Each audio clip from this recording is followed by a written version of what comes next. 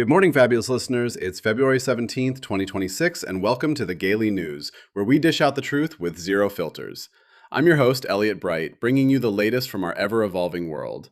First off, happy Fat Tuesday and Mardi Gras, and to all of those getting ready for Lent, good luck. Buckle up, it's going to be a ride. First up, the community lost a true powerhouse this morning. Reverend Jesse Jackson, the trailblazing civil rights icon and unapologetic LGBTQ plus ally, passed away at 84 after a prolonged hospital stay. Jackson, who rose to fame in the 1960s marching alongside Dr. Martin Luther King Jr., didn't just talk the talk, he walked it right into the White House race in 1984 and 1988, becoming the first presidential candidate to bake LGBTQ plus rights into his platform.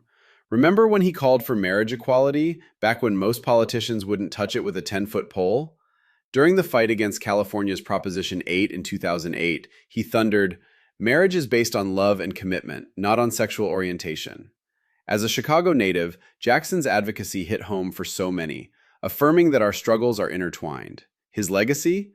A reminder that real change comes from linking arms across divides. Rest in power, Reverend. We owe you big time. Shifting gears to some numbers that might surprise the skeptics.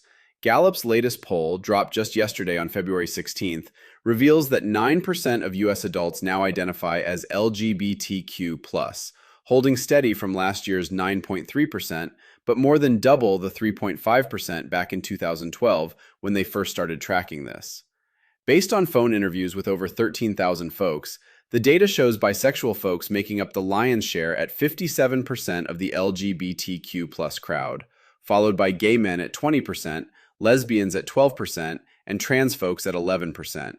Sure, it's a slight dip from 2025, but experts chalk it up to folks feeling safer coming out amid ongoing visibility wins.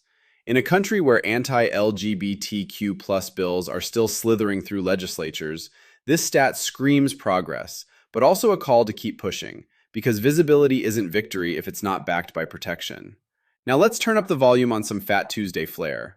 As Mardi Gras explodes across New Orleans today, February 17th, the LGBTQ+ community is owning the streets with the iconic Bourbon Street Awards, a flamboyant costume contest that's been serving queer realness since the 1960s.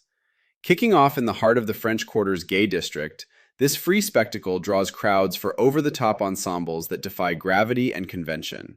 Hosted by drag legends Varla Jean Merman and Fatsy Cline, competitors strut their stuff in categories like Best Drag, Best Leather, Best Group, and Best of Show.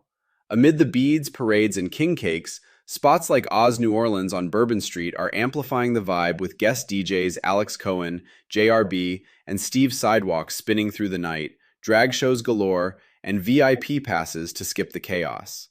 In a city where laissez les bon temps rouler is the motto, our community's role in Mardi Gras isn't just participation, it's the pulse. If you're not there tossing beads, you're missing the ultimate queer carnival comeback.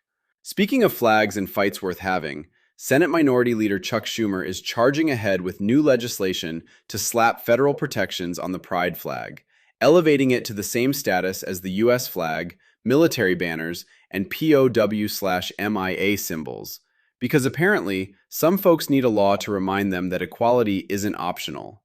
Announced just yesterday on February 16th in New York City, right at the heart of the Stonewall saga, Schumer's bill aims to make the pride flag a congressionally authorized emblem, shielding it from future takedowns at national parks, government buildings, and beyond.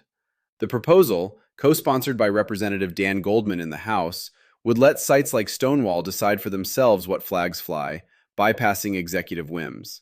If passed, it could set a precedent for protecting queer visibility nationwide, proving once again that when they try to dim our colors, we just shine brighter.